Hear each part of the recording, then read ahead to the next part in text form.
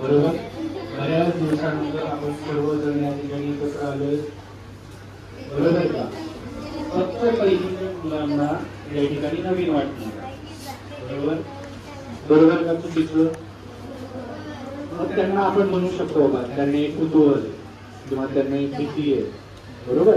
तर तुम्हाला सर्वांना दुसरं काय आहे का? आहे का? मग या ठिकाणी जर तुम्ही सर्वजण एकत्र आला, एवढ्या दिवसानंतर एकत्र आला, तर मग आज आपलं त्याची गाडी चालू करायची गरज आहे का? ओरडा घ्यायची गरज आहे का? आपण शांत बसलो. आपल्यापेक्षा लहान मुलाचा विचार काहीच नाही. त्या अनुषंगाने ते सर्वजण या ठिकाणी नवीन आहेत, बरोबर. त्यांचं कौतुक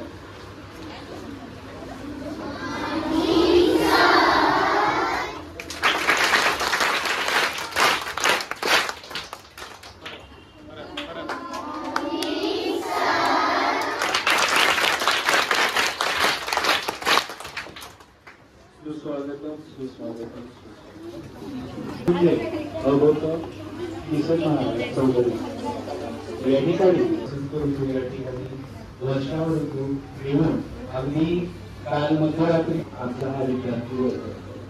पुन्हा एकदा तुमच्यासाठी देखील जोरदार टाळ्या.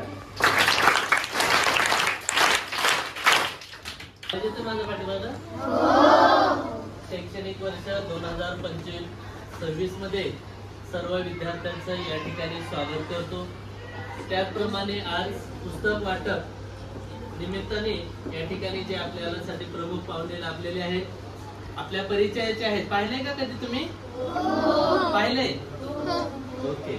तर ते शिक्षक, त्यानंतर मुख्याध्यापक, त्यानंतर राष्ट्रीय पुरस्कार प्राप्त असे व्यक्तिमत्व असणारे हे प्रमुख पाहुणे आहेत.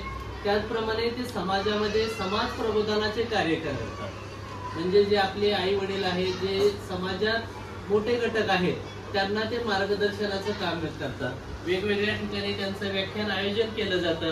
त्यांना वेळ नसतो, परंतु आपल्या सरांचे आणि त्यांचे संबंध असल्यामुळे त्यांना फक्त फोन केला की नाही का 10-5 मिनिट आमच्या विद्यार्थ्यांना मार्गदर्शन करा, यासाठी ते या ठिकाणी उपस्थित झालेले आहेत.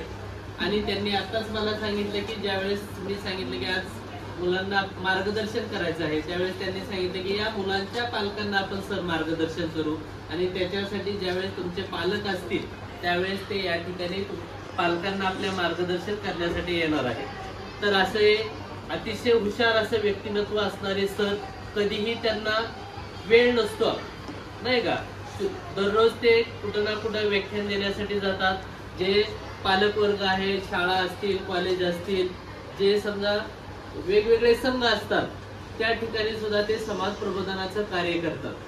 आणि त्यांची ही सेवा अखंड चालू आहे. शाळेत ज्यावेळेस ते होते त्यावेळेस सुद्धा ते उत्कृष्ट असे शिक्षक होते, आणि म्हणूनच त्यांना राष्ट्रपती पुरस्कार प्राप्त झाला होता. आपण बघा, आपल्याला जर शाळेत एखादं बक्षीस मिळालं तर आपल्याला किती आनंद होतो. आणि जे आपले देशाचे राष्ट्रपती आहेत त्यांच्या हस्ते पुरस्कार म्हणजे ही एक साधी गोष्ट नाही. त्यासाठी त्या आपल्या कार्यामध्ये त्यांना अखंड झोकून द्यावं लागतं, आणि त्यावेळेस त्यांना काहीतरी आपल्याला फळ मिळतं. तर असं एक हुशार असे व्यक्तिमत्व असणारे आपल्या कार्यक्रमाचे प्रमुख पाहुणे या ठिकाणी उपस्थित झाले, त्याबद्दल मी त्यांचं या ठिकाणी स्वागत करतो. या ठिकाणी प्रतिमेचं पूजन होत आहे.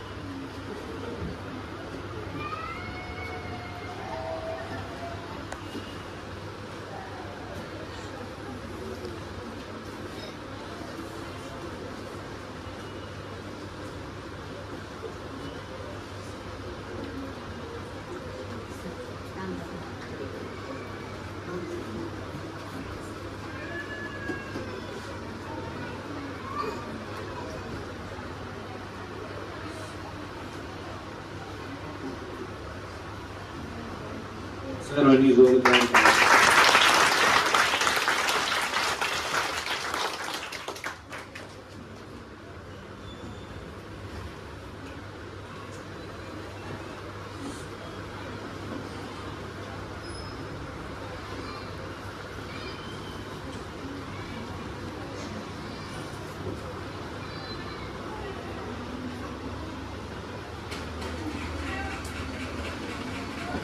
यांना मी विनंती करतो की आमच्या शाळेचे मुख्याध्यापक माननीय श्री मोदी येतो आवाज सगळ्यांना. ब्रह्मानंदम परमसुखदम केवलम ज्ञानमुक्ती द्वंद्वातीतं गगन सदृशं तत्त्वमस्यादिलक्ष्यम् एकं नित्यमेवं निखिलं सर्वधी साक्षीभूतं भावातीतं त्रिगुणरहितं सद्गुरुं तं नमामि. सर्व मंगल मांगल्ये शिवे सर्वार्थ साधिके शरण्ये त्र्यंबके गौरी नारायणी नमोस्तुते. वक्रतुंड महाकाय सूर्यकोटि समप्रभ निर्विघ्नं कुरु मे देव सर्वकार्येषु सर्वदा. गुरुर्ब्रह्मा गुरुर्विष्णू गुरुर्देवो महेश्वरः गुरु साक्षात परब्रह्म तस्मै श्री गुरवे नमः. आज तुमचा अगदी सगळ्यांचा आनंदाचा दिवस, शाळेचा पहिलाच दिवस आणि आपल्या वरुण राजाने सुद्धा आपलं फार छानपैकी स्वागत केलं नाही का. सकाळी पहाटे जवळजवळ 4 वाजल्यापासून पाऊस सगळा बरसतो आहे. एका छान वातावरणामध्ये आता सरांनी सूत्रसंचालन करताना त्यांनी छान छान शब्द वापरले आणि किती साहित्यिक शब्द वापरले. तर सुंदर वातावरणामध्ये हा शाळेचा पहिला दिवस या ठिकाणी संपन्न होत आहे. आणि या पहिल्या दिवशी मी आपल्या शाळेच्या वतीनं, वैयक्तिक माझ्या वतीनं आणि माझ्या बरोबर आलेले आमचे मित्र क्षीरसागर यांच्या वतीनं मी तुम्हाला सर्वांचं अभिनंदन करतो आणि स्वागत करतो. सर मगाशी बोलताना म्हणाले मुलांचा किलबिलाट चालू आहे. मला वाटतं नवीन मुलं प्रवेश घेत असतील शाळेमध्ये त्यावेळेला शाळेत येताना तुम्ही लहानपणी सुद्धा असं रडत येत होता नाही का. पण 7वी पास झाल्यानंतर मात्र तुम्ही कसे जाता, असं हसत जाता. या शाळेने मला खूप चांगलं काही दिलंय नाही का, खूप छान संस्कार दिले आणि त्यातून तुम्ही हे सगळं घेऊन जाणार. आज पहिला दिवस म्हटल्यानंतर काय आनंदाचा दिवस. आणि मला आणखी एका गोष्टीचं कौतुक विशेष वाटलं की तुम्ही लहान मुलं जे आता आहे तुमच्या वयामध्ये आम्ही ज्या वेळेला होतो ना त्यावेळेला इतकं शहाणपण म्हणा किंवा इतकं ज्ञान आम्हाला नव्हतं. आमचा कार्यक्रम या ठिकाणी चालू आहे ना, तो दादा किती संपूर्ण व्हिडिओ शूटिंग चालू आहे त्याचं नाही का. हे आम्हाला काही त्यावेळेला माहीत पण नव्हतं आमच्या लहानपणी. आता माझं वय जवळजवळ 75 वर्ष वय आहे. मी 70 वर्षापूर्वी पहिलीच्या वर्गामध्ये गेलो. जरा जास्त हुशार असल्यामुळे मला एकदम दुसरीत बसवलं. त्याला सोय होती एकदम दुसरीत बसवायचं, छोटी परीक्षा यायची आणि दुसरीत बसवायचं. पण त्यावेळेचं वातावरण, आज मुलांना तुम्हाला पुस्तकं मिळाली, छान छान पुस्तकं मिळाली. त्या पुस्तकांमधून खूप खूप शिकायचं आपल्याला.